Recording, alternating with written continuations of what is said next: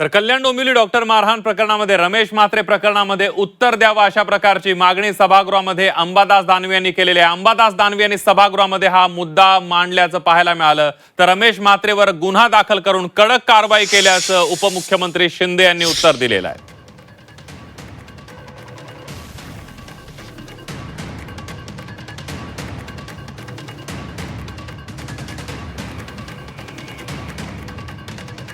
डोंबिवलीला परवा एका नगरसेवकांनी जे डॉक्टरांना मारलं त्याच्याविषयीचा मुद्दा मी मांडला होता।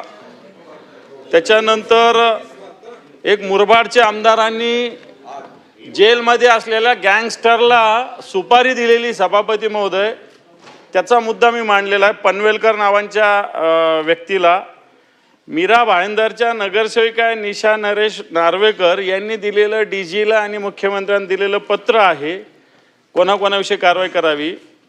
त्याच्यानंतर मी तुळजाभवानी मंदिराचं जे 4000 एकर जमिनीचा मुद्दा तोही मांडलेला आहे। नगरसेवक रमेश म्हात्रे कल्याण डोंबिवली यांच्या बाबतीमध्ये गुन्हा दाखल आहे। नगरसेवक रमेश म्हात्रे कल्याण डोंबिवली यांच्या बाबतीमध्ये गुन्हा दाखल आहे।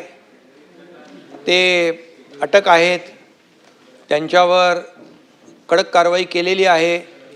कुठल्याही परिस्थितीमध्ये पोलिसांच्या कामामध्ये कुणीही कारवाईमध्ये अडथळा आणलेला नाही।